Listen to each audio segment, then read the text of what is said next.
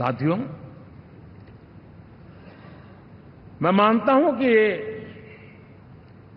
2024 के लोकसभा के चुनाव के जो नतीजे हैं,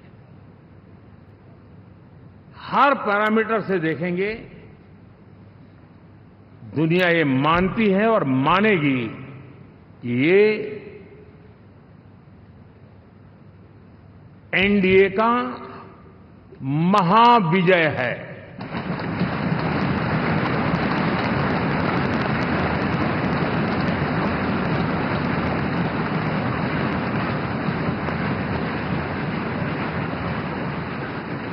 और आपने देखा 2 दिन कैसा चला, जैसे हम तो हार चुके हैं, गए, सब चारों तरफ यही दिखता था, क्योंकि उनको अपने कार्यकर्ताओं का मोरल हाई करने के लिए ऐसे काल्पनिक परेड ये करने पड़ रहे हैं।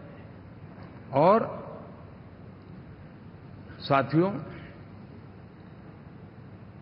गठबंधन के इतिहास में अगर आंकड़ों के हिसाब से देखें तो ये सबसे मजबूत गठबंधन की सरकार है।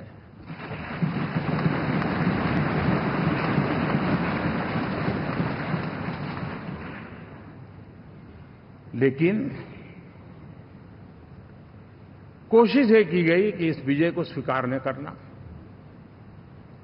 उसको पराजय के छाया में डुबो के रखना, लेकिन उसकी ऐसी चीजों की बाल मृत्यु हो जाती है और हो भी गई। लेकिन देशवासी जानते हैं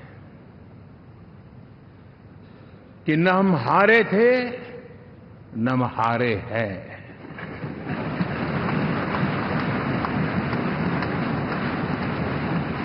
लेकिन 4 तारीख के बाद हमारा जो व्यवहार रहा है, वो हमारी वो पहचान बताता है कि हम विजय को पचाना जानते हैं।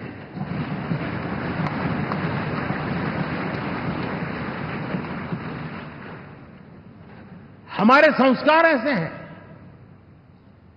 कि विजय की गोद में उन्माद पैदा नहीं होता है और न ही पराजित लोगों के प्रति उपहास करने के हमारे संस्कार हैं। हम विजय को भी पचाते हैं और पराजित का भी उपहास करने की विकृति हम नहीं पालते। ये हमारे संस्कार हैं।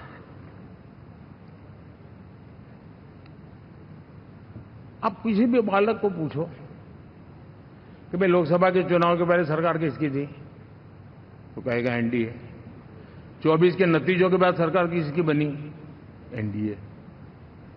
फिर हारे कहां से भाई? पहले भी एनडीए थी, आज भी एनडीए और कल भी एनडीए है।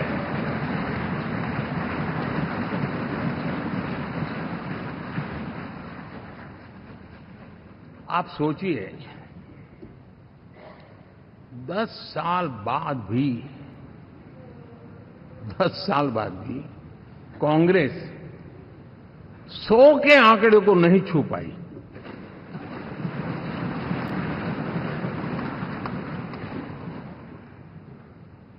और अगर मैं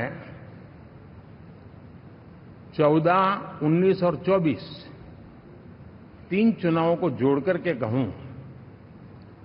कांग्रेस के 3 चुनाव जोड़ूं, तो इन 3 चुनावों में जितनी सीटें मिली है उससे ज्यादा हमें इस चुनाव में मिली है।